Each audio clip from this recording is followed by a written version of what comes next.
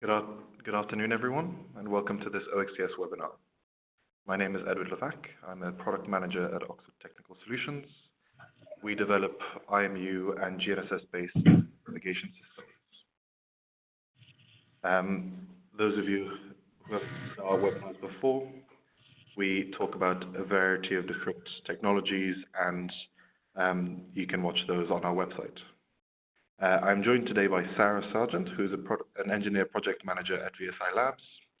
VSI Labs provide technical and applied research on hardware, software, and connectivity systems necessary to support advanced safety and automated driving systems.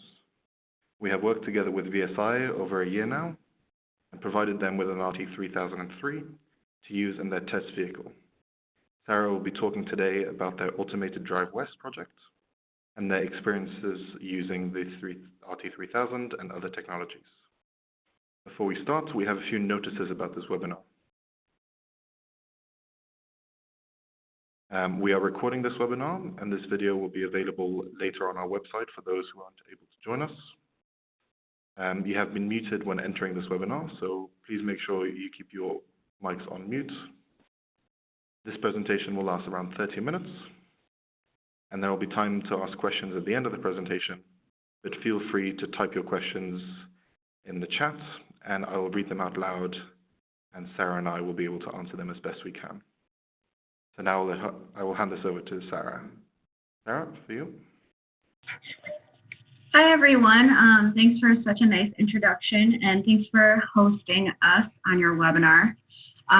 So like you said, I'm the engineering project manager for VSI, and that gives me a lot of opportunities to work with really unique sensor technologies and driving systems, and it gives me really unique challenges too. And so today I'm going to talk about some of those, and specifically we're going to talk about the Automated Drive West.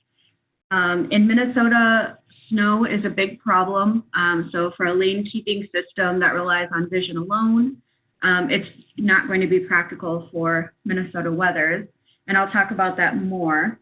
And so we built a system with HERE maps called HD map-based lane keeping that allows us to use a lane model to perform lane keeping along with a GNSS with RTK corrections for localization. And so for this project, we wanted to drive our car from Minnesota to Santa Clara, California. It's about 2,000 miles, almost exactly. And along the way, we would engage this map-based lane keeping system as much as possible. And to make the trip fun, we decided we would stop at famous landmarks and take pictures of our research vehicle traveling through the Great West. And then once we arrived in Santa Clara, we were to present our initial findings at the Drive World Conference less than a week after arriving. So it was a pretty intense project to take on, and we were very happy to do so. So for testing purposes, this wasn't to prove that HD map-based lane keeping is the best way to handle this problem or to prove it works so much % of the time. It was really to understand how it would perform for autonomous highway driving for long distances and across huge variety of terrain, weather, and driving conditions. So I'm going to explain a little bit of the technology here. So map-based lane keeping, I already mentioned, but we use GNSS with RTK corrections to know where we are within a few centimeters, and the map tells us where lane lines are within a few centimeters so we can perform lane keeping. The second application we needed to perform this highway driving was map-based lane changing. We use driver-initiated map-based lane changing, which means that the driver is completely responsible for figuring out when it's safe to get over, and then they initiate the lane change by engaging the turn signal.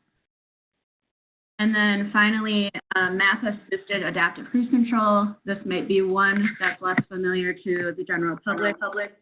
When we are driving on the highway, we can our radar can see all of the vehicles on the roadway, but our radar doesn't know which lane the vehicles are in. And so basically we can use the lane model to tell us which of those radar detections are in which lane.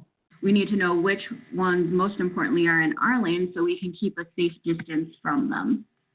If we identified the wrong car in our lane, you can see if we were one lane over to the left or right, that we might slam on the brakes too aggressively, or we might not brake soon enough and have a collision. So this is an important part of the system. These are the technologies required to enable these three applications. So of course, the RT3003, we use it for our RTK correction, and we also use the IMU data. And then the HD maps let us know where the lane lines are, so we can use that for lane centering and lane changing, and then the ACC, like I mentioned. Radar tells us how far away and how fast the objects in front of us are moving. And then we use the jetpack for connectivity. We needed connectivity to download the HD maps in real time and to receive the RTK corrections, as well as we transmitted our telemetry data in real time just to add an extra level of excitement to the project. So anybody could go online and see whether the car was engaged, how fast we were going, etc. So here we have a car on a snowy roadway where we can't see the lane lines. The lane model from here tells us where the lane lines are. And then we get the GPS signal from space. That GPS signal also goes to an RTK base station. The base station knows its permanent location, and so when it receives the GPS signal has been disrupted due to a variety of conditions and atmospheric disturbances, and so it has an amount of error. The base station, because it knows the correct coordinates it should be receiving, knows exactly how far off in each direction that error is, and it sends that information, those RTK real-time kinematics corrections, to the GNSS box in our car. We have our lane location within a matter of centimeters and our own location within a matter of centimeters. We can perform lane keeping. There were some things going into this project, times we knew we would not be able to enable the system. And so, for instance, if the lane data is not correct, of course, we can't perform lane keeping. If there aren't base stations nearby, then we can't get the corrections we need to perform lane keeping. And then, of course, if there's no data coverage, which, believe it or not, going across the great rural west of the U.S., there were a number of times when we didn't have enough data coverage, and we fully expected that. This is, I just wanted to give you a quick snapshot of what these RTK base stations are like. So each of these little dots on this map is an RTK base station. And they have a variety of rates, which you can see on the right-hand side of the screen. Our route went from Minnesota in Minneapolis there, all the way through South Dakota, straight across sort of the southern part of it, into Wyoming, and then down through the middle of Wyoming, into the top of Utah, across Nevada, and then into California. So we had some technical challenges we knew we would need to prepare for ahead of time. Our system works great around the Twin Cities. We tested it in Chicago, we tested it in Detroit, but we had never tested it across thousands of miles and different states in the same trip. So some things we needed to prepare for were downloading and processing the map in real time instead of downloading it all onto the car ahead of time. This was way too much data to store in a car, and this wouldn't be realistic. So we had to develop that. We found that the Earth is in fact round, not flat, which would have made this a lot easier. So we had to account for the curvature of the Earth causing map distortion, and we did so by using UTM zone coordinates. The other thing was, as you saw on the CORS map, we had to switch from one RTK provider to another. If we were in one city, we could generally rely on one provider. Here in the U.S., a lot of those CORS providers are state-owned or state-run, and so there's a lot of changeover when you're crossing multiple states. And then finally, the safety driver is really critical to the system and to the safety of the people in the car and the other road users. And so keeping the safety driver engaged for a long trip was really important. So one of the things I mentioned was that we would have to change RTK providers. And when we do that, using the 2G modem that we had in the vehicle, we had to actually manually connect that modem, disconnect and reconnect physically in our trunk, and that wouldn't be practical for this trip. So we ended up connecting using the Jetpack instead, and we were able to use our Windows desktop. Then, just as a statement about this trip, in typical experiments, when you're testing a product, you're testing it to meet certain specifications. If the results don't meet your specs, then the engineers go back, they optimize, they debug, they fine-tune, and then they return to the lab and they rerun the same experiment. Of course, this experiment was unique because we couldn't do any of that. We didn't know what to expect. We did not have an expected outcome. It was much more about learning and discovery.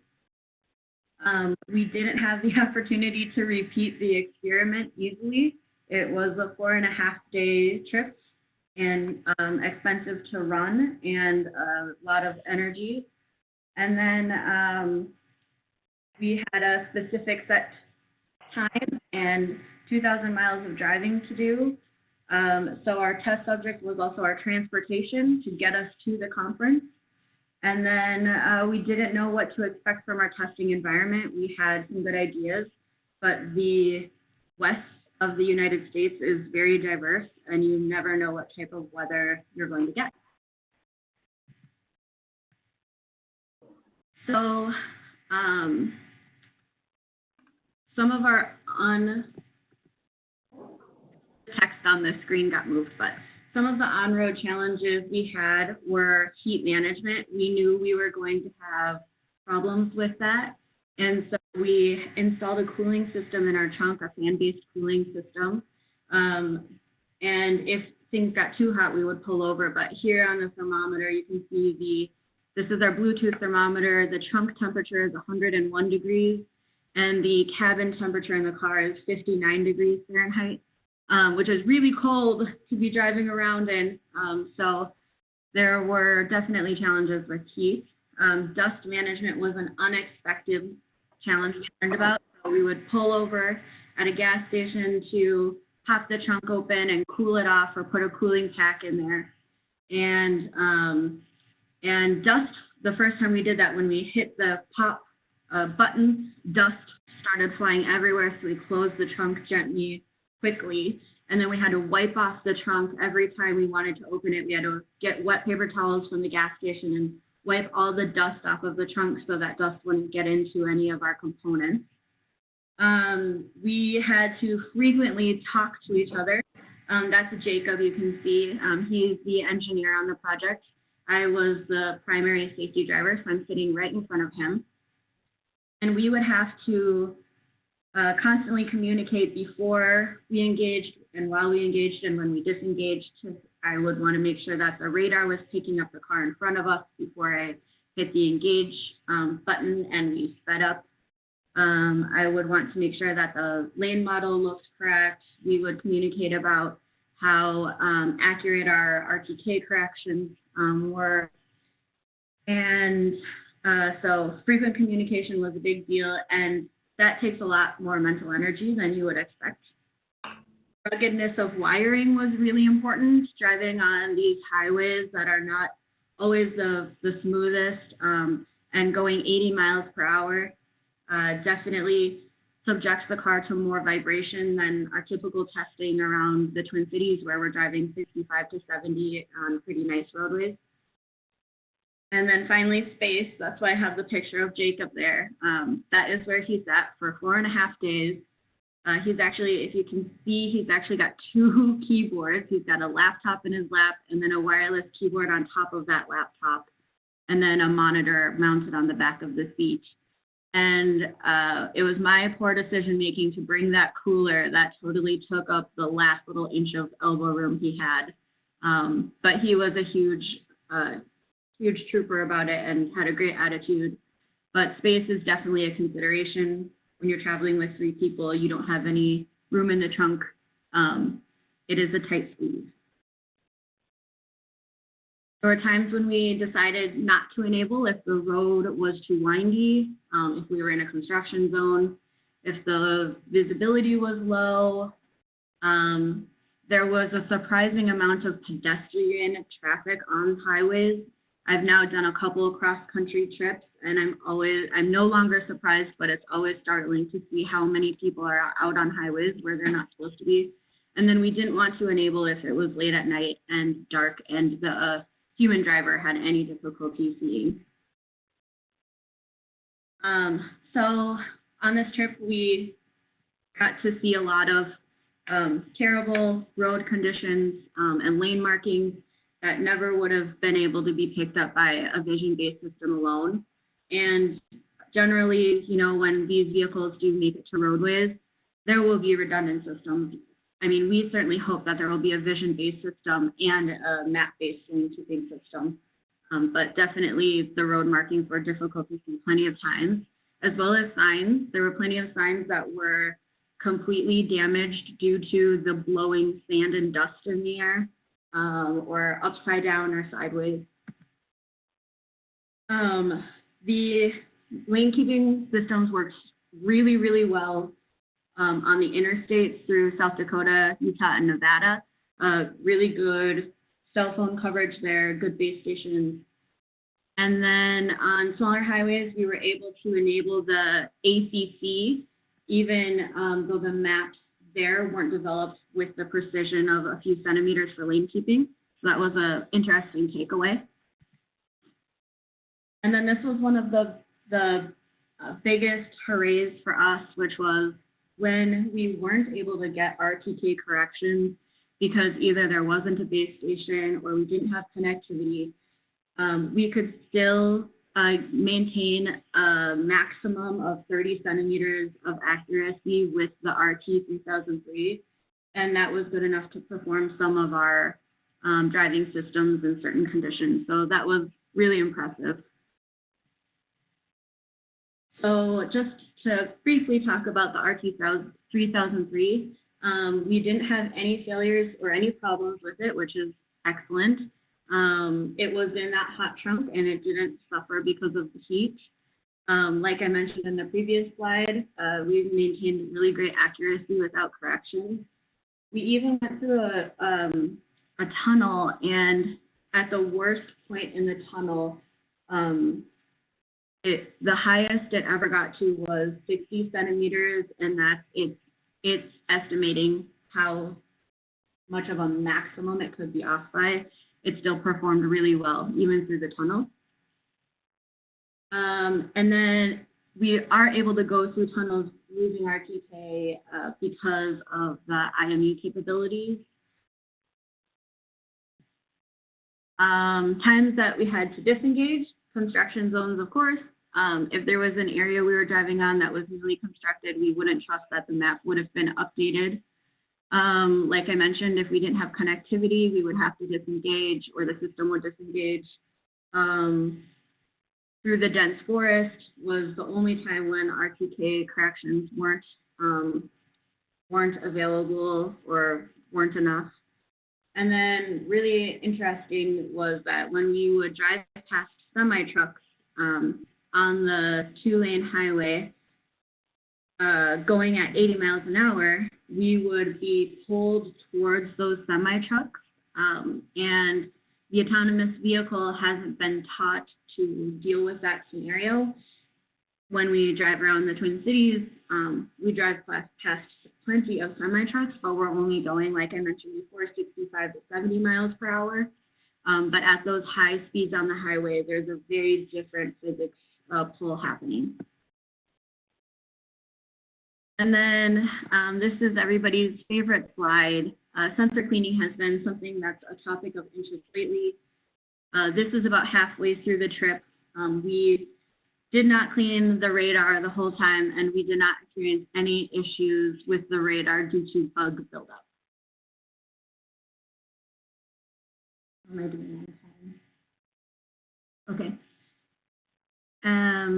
So as far as safety driving, this is a really important part of all of this research, this awesome AV research that's happening, but it's really important as safety drivers to understand the big picture and everything around you. The safety driver is the safety system in a vehicle when you're testing. So we found that it was it was important to understand other drivers' perception of what we are and what's going on. We found right away we were a distraction a little bit on the roadway. So we would want to pay extra attention to what other vehicles were doing. Taking breaks were necessary, so it was great that we got to stop at all these landmarks and do little photo shoots to ease the mind. And then, like I mentioned earlier, staying in constant communication with the engineer was really critical. So I have just a couple of slides of some of the fun pictures since we went to all the effort to stop and take them. So here are some of the fun parts of the trip. The whole trip overall was really interesting, very exciting trip. Great driving team, and really great support from both of our sponsors.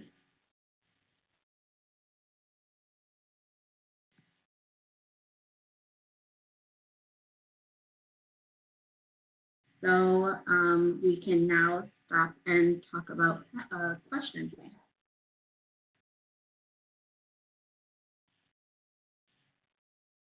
So Sarah, there's a question that just came up from Bob, and he was asking how long were the tunnels and how many tunnels and overpasses do you come across? There were a number of tunnels that we went through. There was one that I remember that we were able to engage the system through. Some of the tunnels, there wasn't good cell phone coverage in the areas where the tunnels were, so we couldn't connect. But I actually have a video that I'm not able to play that shows us driving through this tunnel. I'm not sure how long the tunnel was. That's a good question. Maybe I can Google it and try to find out exactly where it is and get back to you. We do have a wheel speed sensor. We use the vehicle odometry, I believe, for that. There was a question from Oliver earlier, who was asking up to what distance from RTK base stations was the correction data good enough for the lane keeping? I don't know if you have an answer for this, Sarah, but generally for us, we've assumed that it's about a part per million for the degradation. So it would take about 100 kilometers to lose 10 centimeters position accuracy. Yeah, I don't have an answer for that, so your answer is definitely more informed than mine. Okay, so while a few more people are writing questions, thank you very much, Sarah, for that presentation. It was really interesting and good to see all the places you went to. We have another question, another couple of questions. Harry's asking, would you have any advice for someone choosing an RTK system or INS? That's a good question. I am not the right person to answer that question. I would have to defer to one of my engineers who actually would be able to make a comparison there. But I can check in with them, and is there a way that we'll be able to respond to questions later? Yep, so on the following slide, there'll be a contact email address that people can reach out to if they do have additional questions. Okay. So from our point of view, it depends on the performance that you're expecting. Different IMUs perform in different ways and different GNSS systems. So we have, in our case, several products that offer a different range of performance depending on the situation. We also have a question from Goron, who is asking whether you were using a network RTK system, not just a single base station. So besides changing providers, how long were the jumps in the VRS switching from the nearest base station? That is a good question. I don't know the answer to that either. But that's definitely something we can get back to you on. We have another question asking what insurance policy were you using? I'm not sure if you have the information for that. That's a very good question with a really complicated answer. We have multiple insurance policies to cover a variety of parts of what we do with the vehicle. So the other part of what we do with this vehicle is demonstrations, and so we have to have a special type of policy for that. I don't know who the provider is offhand, but I'd be happy to get back to you on that too.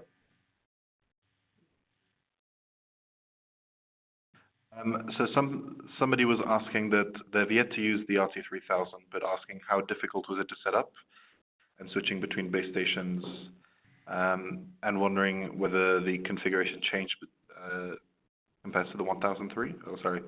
And so they're still looking at ADAS work. So for us, they're relatively simple configuration changes, but it depends on the level of performance required. So they can fit under the same holding situation and use the same corrections and different things.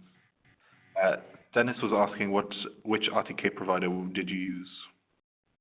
Sure. So we used a number of RTK providers. So here in Minnesota, we have Mincourse, but that's only for Minnesota. And then we used one called UNAVCO, which spanned a couple of states. I think we connected with the South Dakota, their core system. So some of the states have their own. There are commercial providers. There's kind of a big variety.